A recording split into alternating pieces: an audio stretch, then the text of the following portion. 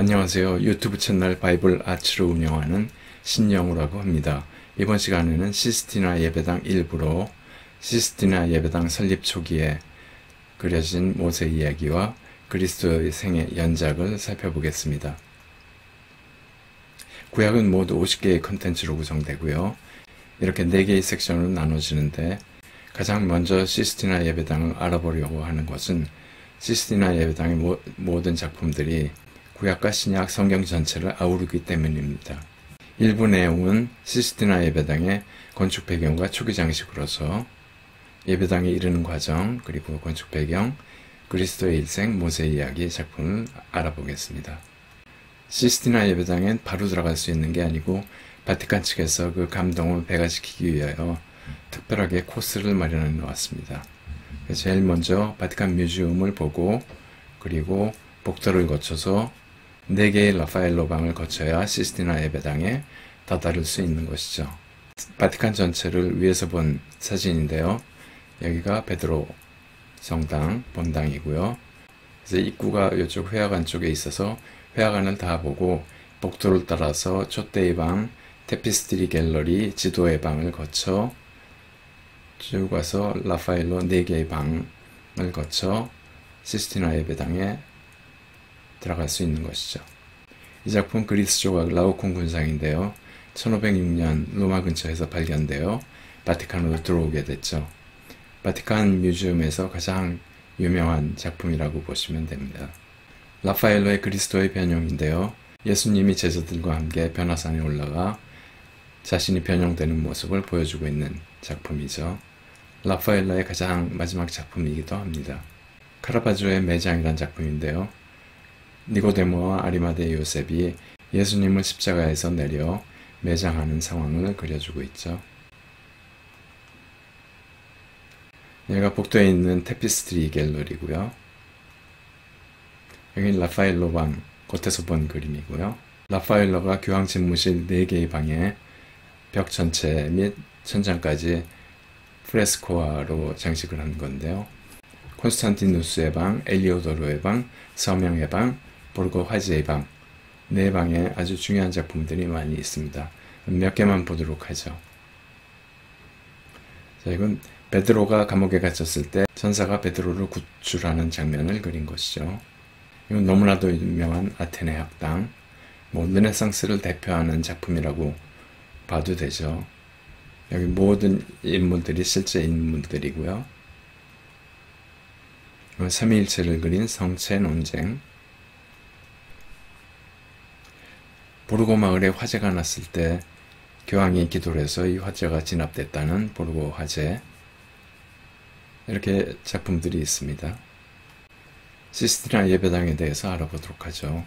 1471년 교황 식스토 4세가 선출됩니다. 그리고 교황이 예배당 건축 계획을 하게 되는데요. 그때 내부적으로 교황의 예배 장소가 없었다. 그렇지만 외부적으로는 성모 승천 기념교회를 표방하면서 새로운 예배당의 필요성을 강조하면서 솔로몬의 제1성전을 모방해서 세로가 가로의 3배, 높이의 2배, 그래서 한 41m, 13.4m, 21m 정도에 달하는 예배당을 건축하게 되죠. 교황은 보안을 강화하기 위해서 벽을 3m 정도 쌓아 올려 꼭 요새와 같은 모양이죠. 건물 꼭대기에 로마 전체를 감시할 수 있도록 했고요. 예배당 상부에 경비 병사들의 숙소를 만들어 놓고 예배당 내부에 또 간벽을 두어 예배 집전자와 예배드리는 성도를 분리하고 있습니다. 8년 만에 완성하게 됐죠. 그리고 2년 후인 1483년 8월 15일 성모승천 기념일날 봉헌 미사를 드리게 됩니다. 사진이 바로 간벽 사진인데요. 이 안에 제단이 있고 여기에 성도들이 예배를 보는 곳이죠. 여기 사이를 이렇게 간벽으로 막아놨습니다. 간벽이라는 건 원래 그물을 뜻하고 격자를 뜻하는데요.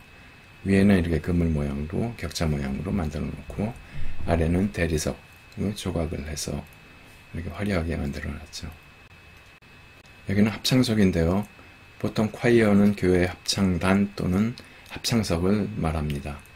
당시 전례 예배만 들었기 때문에 그렇게 큰 합창단이 필요 없고 특별한 직분의 사람들이 한 12명 정도의 합창단이 구성돼서 그렇게 크진 않습니다. 그런데 굉장히 화려한 금박 장식을 해놨죠.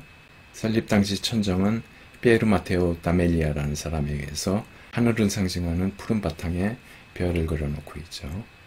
예배당 건축이 거의 완공될 무렵 성경학자인 교황은 자신이 구상한 내용인 모세 이야기와 그리스도의 일생 연작으로 네 벽을 프레스코 화가로 장식할 생각을 하고 있었습니다. 그러면서 프레스코 화가를 구하게 되었죠.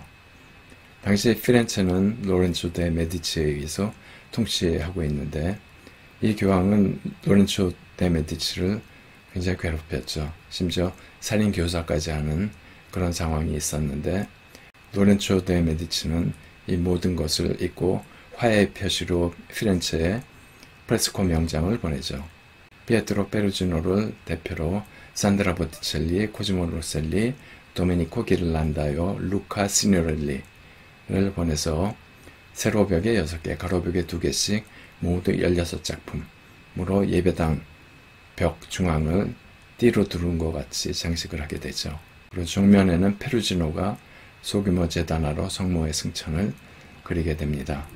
유리창 사이에는 역덕유형 32명을 그리게 되죠.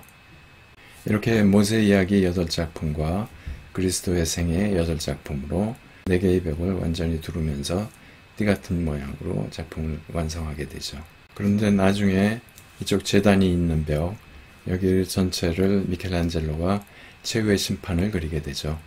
그래서 각 연작의 첫 작품인 모세의 발견과 그리스도의 탄생은 소실이 되죠. 이렇게 각각 하나씩 소실된 작품 제외하고 각 연작의 7개의 작품을 같이 한번 보도록 하겠습니다.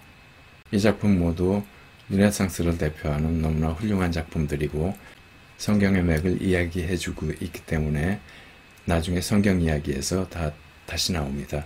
그때 자세한 이야기를 하기로 하고 여기서는 간단하게 보고 넘어가죠. 바이블 아츠는 보고 들으며 즐기는 성경을 추구합니다. 바이블 아츠가 여러분들께 도움이 되고 앞으로도 기대가 된다면 구독, 좋아요, 알람 설정 꾹 눌러주시고 댓글도 부탁드립니다. 여러분들의 관심은 제가 더 나은 콘텐츠를 제작하는데 큰 동기부여가 됩니다. 감사합니다. 지금까지 시스티나 예배당 설립 초기에 그려진 모세 이야기와 그리스도의 일생 연작을 살펴보면서 시스티나 예배당 1부를 마무리하고 다음 시간에 2부로 이어지겠습니다. 감사합니다.